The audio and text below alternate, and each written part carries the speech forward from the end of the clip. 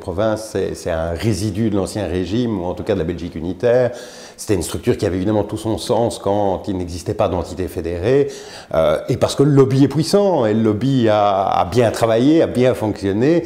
Au moment où on a reconfiguré tout à fait le système politique belge, eh bien, on n'a pas osé, on n'a pas voulu supprimer l'échelon provincial.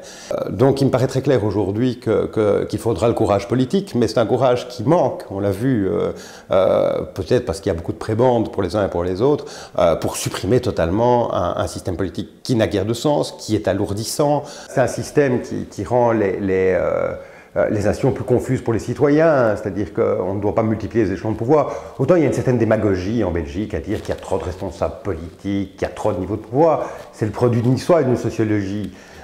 Mais au moins, il faut avoir le courage d'éliminer les branches mortes, c'est-à-dire celles qui ne sont pas utiles.